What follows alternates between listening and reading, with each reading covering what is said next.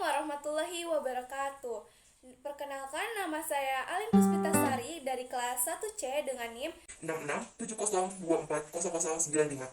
Dalam video ini saya akan memaparkan esai yang sudah saya buat dengan tema nepotisme dan yang berjudul Nepotisme dalam Etika Pemerintahan antara Prinsip dan Praktik. Sebelumnya maaf kalau ada berisik dikit karena di luar lagi hujan. Lanjut ke pembahasan. Pertama-tama, mari kita bahas dulu apa definisi dan ciri-ciri dari nepotisme. Menurut Undang-Undang Nomor 28 Tahun 1999, nepotisme adalah tindakan yang menguntungkan keluarga atau kroni dengan mengorbankan kepentingan masyarakat. Ciri-ciri dari nepotisme meliputi yang pertama ada penempatan posisi tidak berdasarkan kompetensi. Misalnya, seorang anak pejabat diangkat tanpa kualifikasi yang memadai. Yang kedua, kurangnya transparansi dalam pengambilan keputusan. Jika tidak transparan dalam pengambilan keputusan, banyak keputusan yang dibuat secara sepihak demi kepentingan keluarga. Yang ketiga ada ketidakadilan dalam pembagian kesempatan.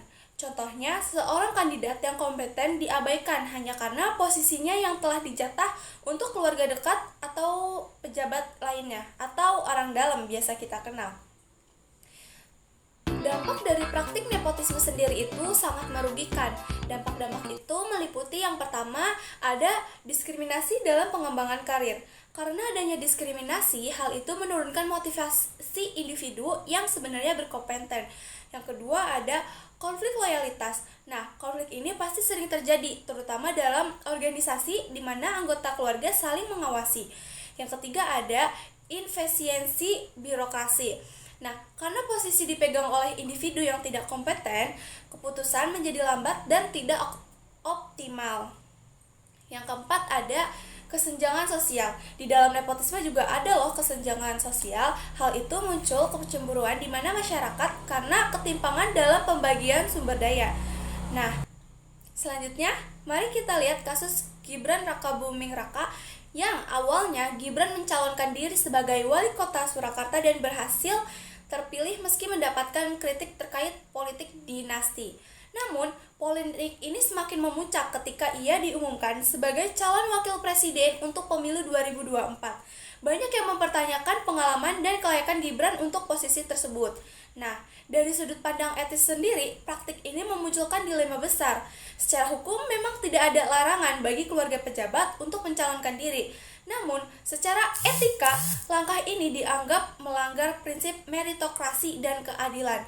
Publik merasa bahwa hubungan keluarga memberikan keuntungan yang tidak adil sehingga merusak kepercayaan terhadap sistem politik.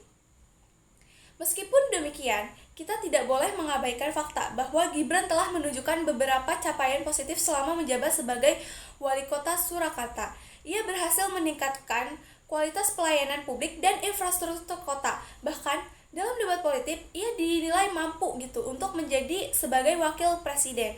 Nah, kesimpulannya dari pembahasan ini dapat kita simpulkan bahwa nepotisme memiliki dampak negatif yang serius terhadap tata kelola pemerintahan. Praktik ini mengabaikan prinsip meritokrasi, menghambat regenerasi politik yang sehat, dan menurunkan kepercayaan publik terhadap pemerintah. Kasus Gibran menjadi contoh nyata bagaimana nepotisme dapat mencederai keadilan dan transparansi dalam pengambilan keputusan. Maka, untuk menjaga kualitas demokrasi Indonesia, kita perlu memperkuat prinsip meritokrasi dan transparansi.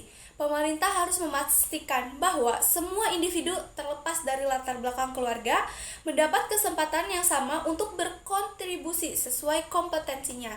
Jika kita dapat mengatasi tantangan dari nepotisme, maka kita bisa menciptakan sistem pemerintahan yang lebih adil, responsif, dan berkualitas.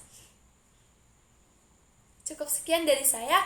Mohon maaf apabila ada kesalahan kata. Terima kasih. Wassalamualaikum warahmatullahi wabarakatuh.